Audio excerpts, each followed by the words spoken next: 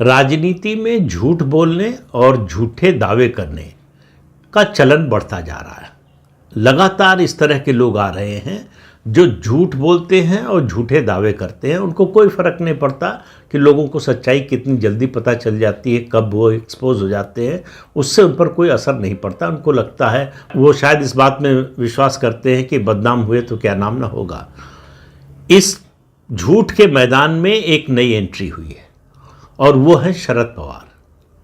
महाराष्ट्र के मुख्यमंत्री रह चुके हैं, केंद्रीय मंत्री रह चुके हैं, एनसीपी के अब जो बची खुची एनसीपी शरद पवार है उसके अध्यक्ष हैं। उनका नया झूठ आया है। उन्होंने दावा किया है कि 1999 में जो अटल बिहारी वाजपेयी की सरकार एक वोट से गिरी थी वो उन्होंने गिरवाई थी।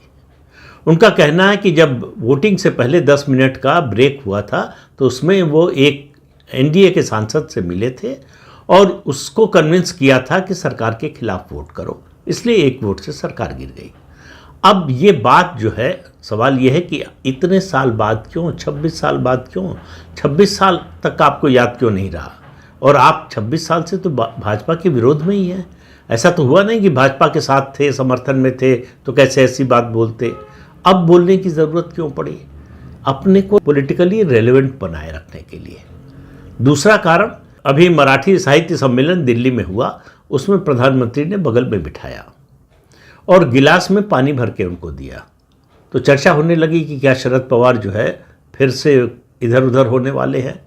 तो उस चर्चा को शांत करना था, लेकिन पहले सच्चाई जान लेना ज़रूरी है कि हुआ क्या था। हालांकि शरद पवार ने उस सांसद का नाम नहीं लिया, लेकिन बड़ा स्पष्ट है कि उनका इशारा किस सांसद की ओर था, उसका भी नाम बताऊंगा। लेकिन 1999 में हुआ क्या, जरा घटनाक्रम पर याद कीजिए। 1999 जो सरकार बनी अटल बिहारी वाजपेयी के नेतृत्व में एनडीए की, उसको समर्थन दे रही थी जयललिता। उनकी अन्ना द्रमुक जो पार्टी है उसके 18 लोकसभा सदस्य जीत कर आए थे, उनका समर्थन था। उनकी पार्टी ने समर्थन विड्रॉ कर लिया, अपना जो है समर्थन वापस ले लिया। और याद रखिए कि 1998 में भी समर्थन की चिट्ठी जो सहयोगी दल थे, एनडीए के जो बाकी दल थे, उनमें सबसे बाद उनकी पार्टी ने समर्थन की चिट्ठी राष्ट्रपति भवन भेजी। इंतजार होता रहा, अटल बिहारी वाजपेयी इंतजार करते रहे, बीजेपी और राष्ट्रपति भवन, लेकिन चिट्ठी पहुंची, सरकार बन गई। अब जयललिता उस समय डिस्प्रपोर्शनेट एसेट्स का केस चल रहा था उनके खिलाफ, आय से अधिक संपत्ति का, उसमें फंसी हुई थी।